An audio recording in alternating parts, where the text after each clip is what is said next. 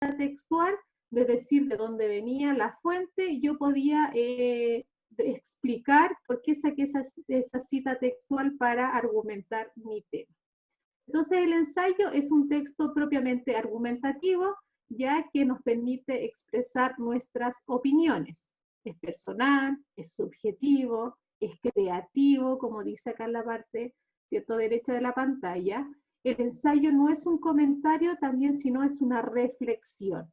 El comentario es más acotado, la reflexión, ¿cierto?, tiene un mayor desarrollo de argumentos, ¿ya?, donde puedo haber un argumento de contraposición, ya un argumento quizás también afectivo, emocional, etc. Un ensayo también discurre porque ¿cuál es la técnica de los ensayos? Que a partir de que la lectura, luego de la escritura, todo lo que va a estar escrito me va a llevar, ¿cierto?, al final del texto, a identificar alguna opinión, ¿cierto? ¿Cuál es la opinión entonces finalmente del autor? Después de toda la exposición que yo haga en la introducción, en el desarrollo de mi tema, ya en el ensayo, al final me tiene que quedar, ¿cierto?, una idea de cuál fue la opinión de este escritor. Por eso el ensayo siempre va a discurrir, siempre va a tener una fluidez de las ideas, tanto en el inicio, en el desarrollo, ¿cierto?, y en la conclusión de mi texto. Otra cosa, también tiene que saber para el día de mañana, ya, que el ensayo tiene las siguientes características. Tiene un carácter acotado, ya no tiene que ser muy extenso, ya, porque al ser muy extenso el lector se aburre, ya, también no pretende ser tan exhaustivo en el tratamiento de los temas, pues su función es abrir a nuevos caminos e incitar a continuarlos. Es decir, si de repente los ensayos son un poquito inconclusos porque nos invita a seguir investigando. Como a mí me pasó con algunos de los ensayos de ustedes, donde habían temas que yo no sabía, yo no tenía cierto conocimiento y me llevó quizás cuando lo leí a seguir investigando. También tiene esa función el ensayo. Otra cosa, también el ensayo tiene un carácter subjetivo, sugestivo y reflexivo. ¿A qué quiere decir sugestivo? Quiere decir, ¿cierto?, a que el autor reacciona ante los valores actuales para insinuar una interpretación novedosa. Al decir sugestivo quiere decir incitar, ¿cierto? Insinuar a una interpretación novedosa, ¿ya? También nos invita a ser reflexivos con el tema que se está exponiendo, a despertar intuiciones o ideas en el lector. Otra característica del ensayo es el carácter confesional. Si es un texto argumentativo, personal y subjetivo, abundan las apreciaciones subjetivas, como dice ahí, por lo cual el autor, ¿cierto?, quiere comunicar su propia visión del mundo, su propia visión del tema, sus impresiones, por eso tiene un carácter confesional. El ensayo refleja el humor y la personalidad de su autor.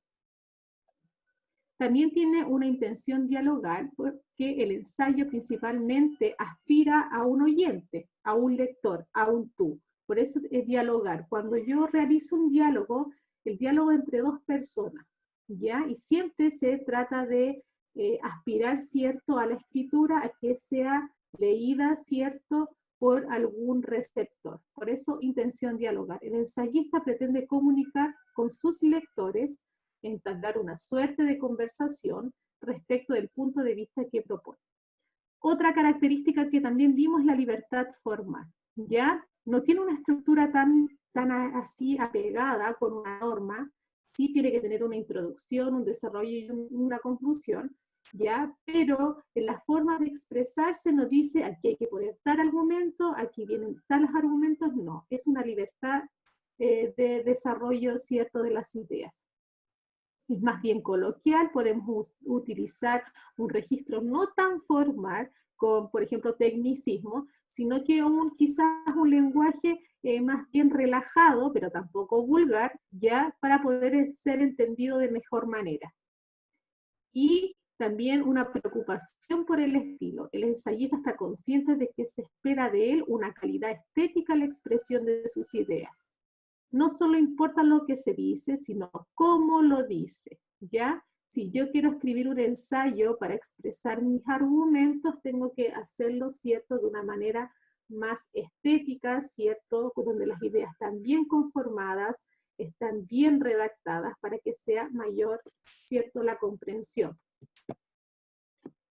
Y acá tenemos también la estructura del ensayo. Un ensayo, vimos ya las características, tiene una estructura, ¿cierto?, definida, ¿ya?, que es una introducción donde se determina, ¿cierto?, qué voy a decir, ¿ya? Puedo partir con una introducción novedosa y que muchas veces yo también les ayudé en los ensayos que revisamos y que ustedes crearon, siendo por qué en la vida nosotros, por ejemplo, tomamos el tema del amor. Y ahí muchos me hicieron también literatura, ¿cierto?, juvenil, que hablaba sobre el amor, ¿ya? Y ahí colocábamos una introducción un poquito novedosa que nos incitaba a leer sobre este tema y que después lo íbamos a argumentar en el libro que ustedes, ¿cierto?, habían leído. El desarrollo, aquí está, ¿cierto?, el análisis profundo y reflexivo de mi tema. Aquí están todos los argumentos, aquí se encontraban las citas textuales y que nos llevaba finalmente a un desenlace donde podíamos hacernos una pregunta final y que yo la podía responder como escritor, o podía ser una pregunta al aire donde al final, como a mí como lector, yo la podría responder. ¿Ya? Entonces en eso consistía la estructura del ensayo, una introducción, un desarrollo y un desenlace. Eso es lo que vimos del ensayo, características principales, qué es lo que era un ensayo y su estructura. El tema 2 que vimos fue el discurso público, ¿ya? ¿Qué vimos del discurso público? Vimos que el discurso público era otro tipo también de texto, argumentación público.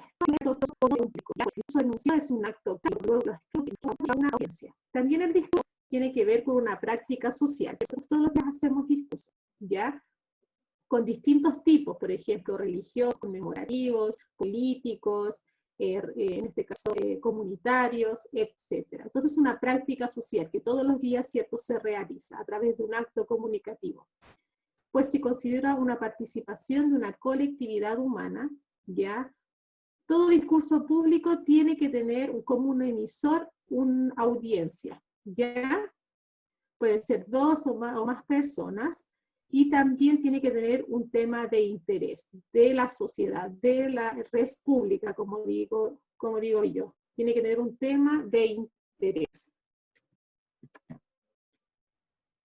Otra característica que vimos del discurso público, aparte de tener que tiene que existir un orador y una audiencia, ya hay que ser en sí una situación comunicativa, decimos que para realizar, ¿cierto?, y analizar un discurso público tenemos que tener los siguientes conceptos, los siguientes participantes y conceptos dentro de lo que llamamos discurso público. Tenemos que tener un emisor, ¿ya? Luego de ser escrito, ¿cierto?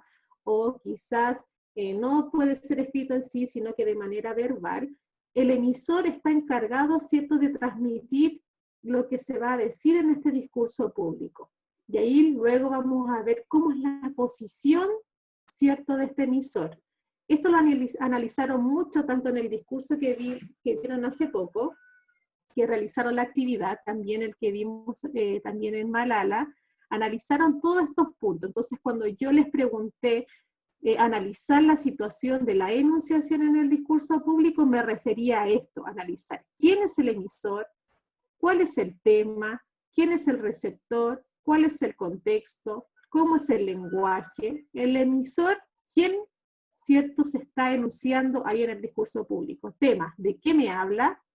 Lenguaje, ¿cómo es el lenguaje formal o informal, relajado? El receptor, ¿quién es el receptor? Si existe solamente un género, o es un género mixto, hombres o mujeres, o tienen algunos cargos esa audiencia, cómo es el contexto, en qué situación comunicativa se está realizando este proceso comunicativo, por ejemplo, en un acto conmemorativo, por ejemplo, en una conversación coloquial, etc. Esos son los elementos que participan en un... Y hablamos también de la posición del emisor frente al tema. El emisor de expresar cuatro posiciones. Lo puede hacer a través de una manera crítica. Por ejemplo, va a entregar argumentos tanto positivos como negativos de un tema, o va a tener una postura admirativa del tema que está diciendo. Por ejemplo, solamente decir cosas positivas del hecho del personaje. Reflexiva, muchas veces vimos solamente discursos públicos reflexivos, donde realizábamos una reflexión o desarrollo de una emoción.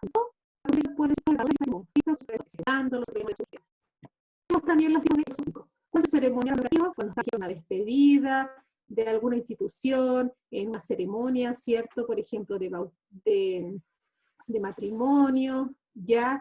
O entrega de un título comunitario cuando estamos, ¿cierto?, dentro de un grupo social, ¿ya? Político, ¿cierto?, todo lo que tiene que ver con las normas de un país, tanto, por ejemplo, declaraciones de personajes de la política, senadores, etcétera. Religioso tiene que ver, ¿cierto?, todo lo que tiene que ver con el ámbito, ¿cierto?, de las creencias de la fe. Ahí tenemos los 4 tipos de discurso público. ¿Qué otra cosa también estudiamos del discurso público? Su estructura. Tenemos una introducción, al igual que el ensayo, ¿ya? ¿Cómo se parte un discurso público? Se plantea el tema, se identifica el contexto y el receptor. ¿Cómo se llama la parte del discurso público cuando se inicia? Introducción o exordio. ¿Cómo se llama el desarrollo? Exposición del tema. ¿Y cómo se llama el final? Cuando yo termino un discurso público se llama conclusión o peroratio, ¿ya? Eso se lo tienen que saber bien, porque quizá ahí se puede preguntar en la prueba. Entonces, introducción, cómo se plantea el tema, luego en el discurso público, en la parte del desarrollo, ¿cierto? Planteo los argumentos, los recursos discursivos, trato de llamar la atención al auditorio, desarrollo bien mi tema, y al final sintetizo lo que he expuesto. Y por último, ¿qué vimos, cierto, del discurso público? Vimos que dentro de la escritura del discurso público surgen estas, cierto, subestructuras, ya, algunos párrafos, cierto, a eso me refiero. Me va a decir, por ejemplo, clasificación de los discursos, cierto, de repente va a haber del discurso van a haber párrafos descriptivos, donde me van a representar rasgos característicos de la realidad que estoy diciendo. Ya, por ejemplo, va a haber abundancia de adjetivos, por ejemplo, detalles, características de una persona. Si hay un párrafo que domina eso, se va a llamar discurso descriptivo, es decir, en ese párrafo. Si dentro de los párrafos de que estoy hablando también, o la escritura, va a haber una intención de contar algún hecho, ya una anécdota, va a haber un discurso narrativo. Consiste en reproducir verbalmente serie de sucesos que pueden ser tanto reales como imaginarios. Por ejemplo, mientras que estoy hablando en mi discurso público, voy a contar la anécdota, ¿cierto?, para ejemplificar el tema que estoy haciendo, una anécdota que me pasó en mi vida.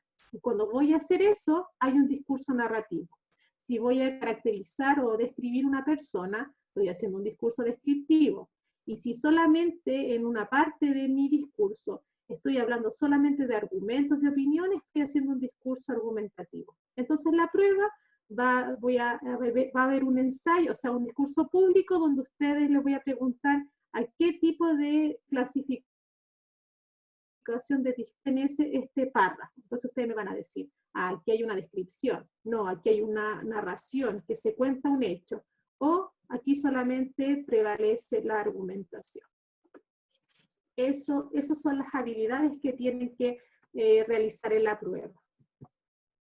Y por último, ¿cuál es el último tema que vimos de la unidad?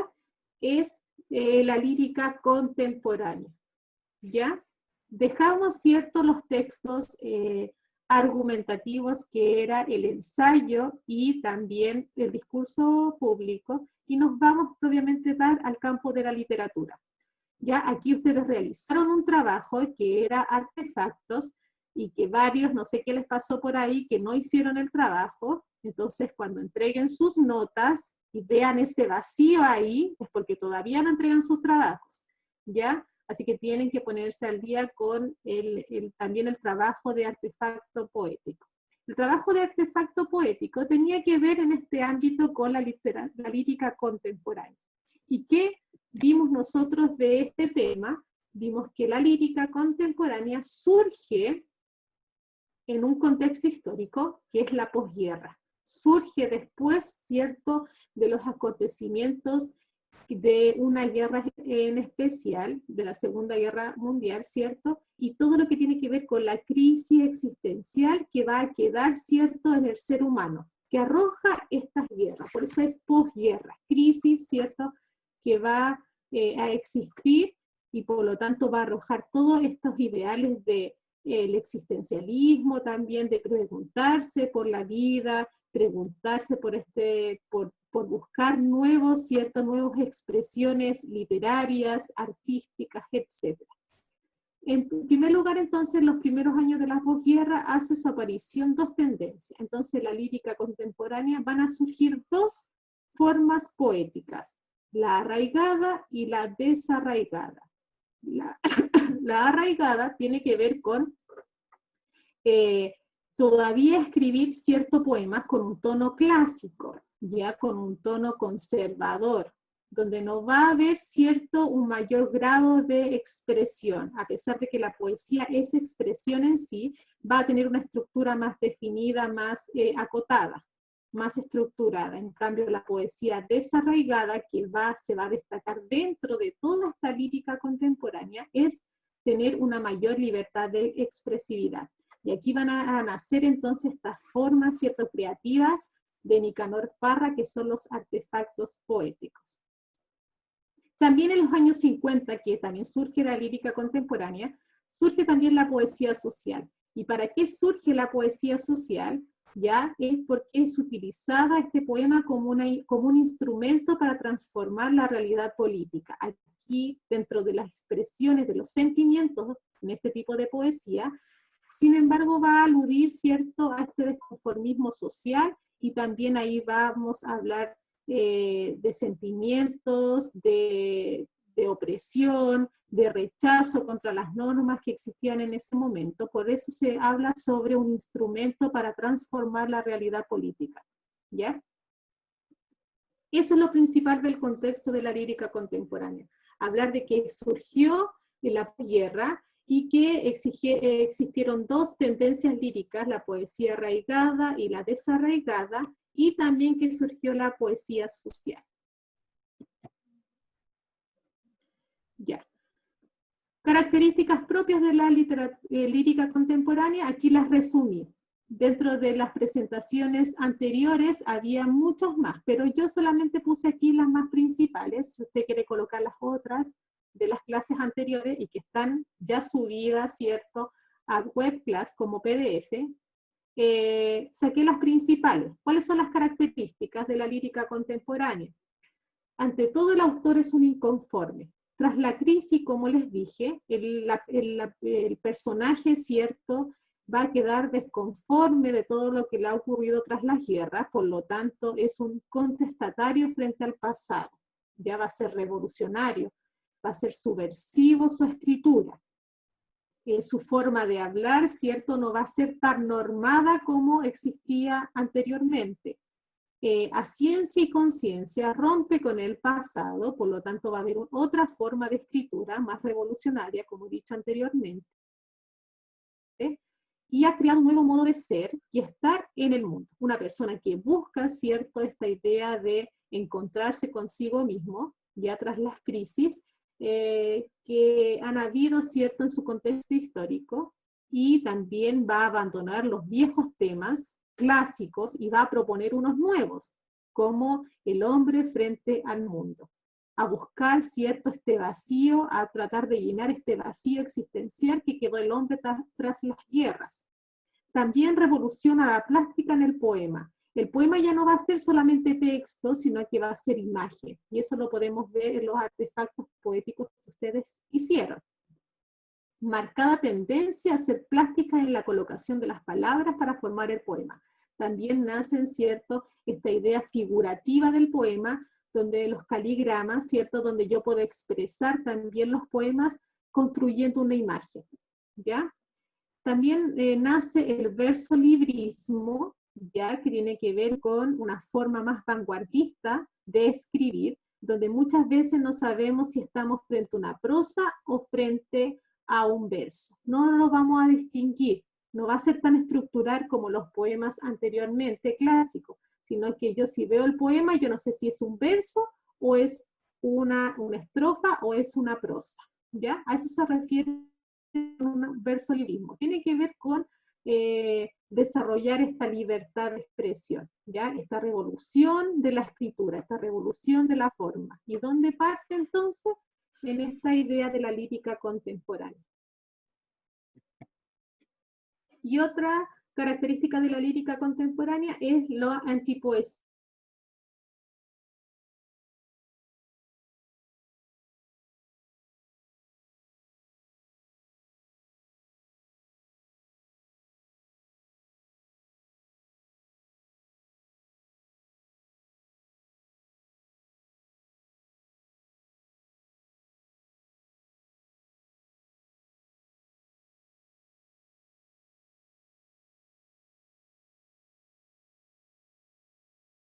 El proceso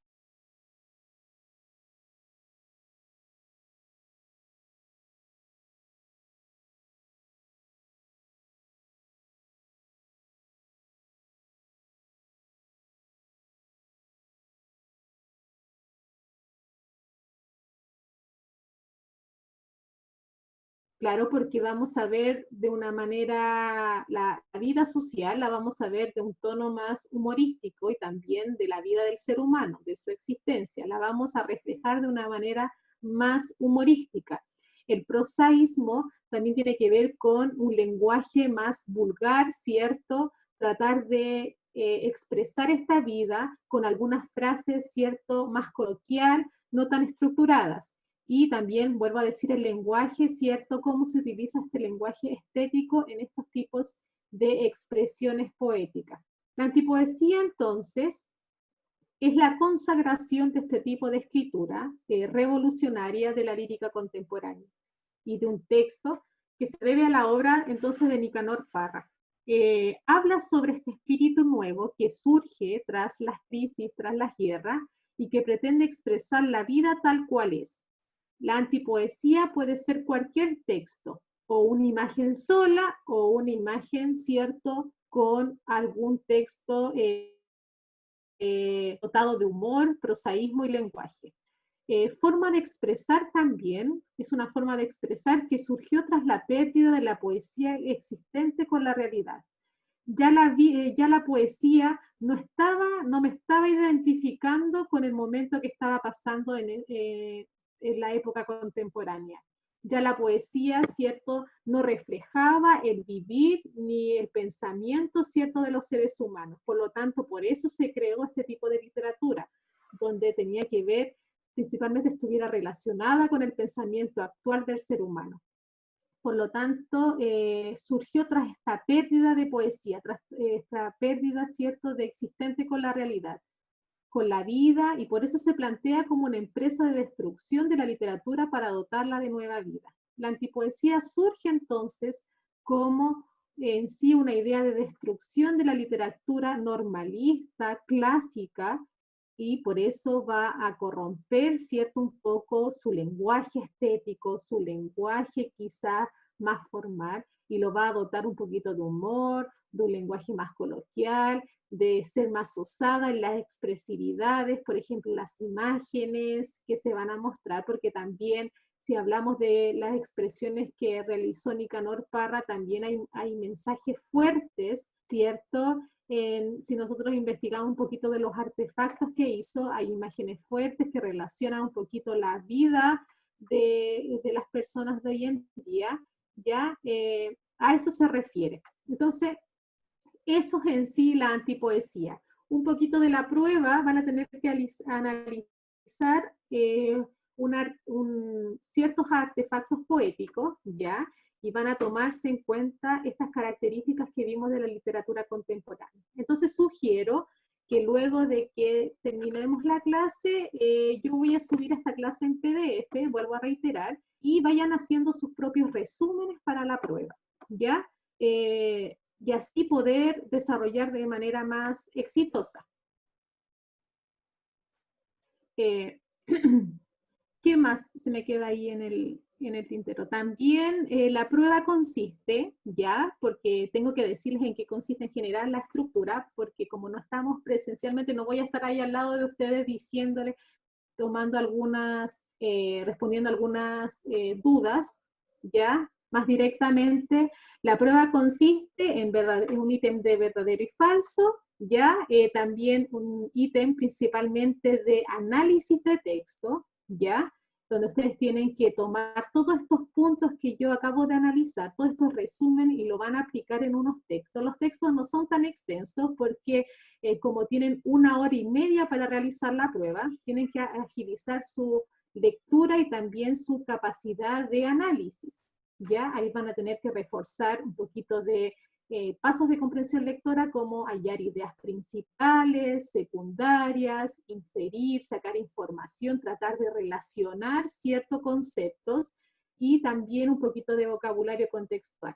Y la parte final, que son 3 etapas de la prueba, es el desarrollo, donde ahí ustedes van a tener que desarrollar todas las ideas, si ustedes, por ejemplo, de la vida relacionadas con los textos, también tratar de caracterizar algunos temas que nosotros hemos visto dentro de los ensayos, dentro de las situaciones, por ejemplo, de los discursos públicos, etc. Ya también van a tener que analizar poemas, pero no, también van a tener que analizar microcuentos, ¿ya? Bien así, bien entretenidos, para que ahí ustedes desarrollen y tengan el momento, ¿cierto?, de desarrollar sus ideas y para que no sea una prueba tan acotada, tan estructurada, solamente de selección múltiple. Y ahí van a tener también un puntaje. Todas las preguntas de desarrollo van a estar evidenciado ahí el puntaje, ¿ya? Así que para que vean la importancia de cada pregunta. La prueba es el día de mañana y va a estar habilitada a partir de las 2 de la tarde. ¿Por qué a las 2 de la tarde y no en la mañana, temprano? Porque muchos tienen clases ya temprano, entonces si yo les habilito la prueba temprano, algunos no se van a participar de las clases en la mañana, entonces por eso a las 2 de la tarde. A las 2 de la tarde en punto va a estar su prueba habilitada, tienen 1 hora y media para realizarla. Dudas, consultas de la prueba, voy a estar pendiente de mi correo, porque también mañana tomo pruebas de los terceros medios y de los primeros medios.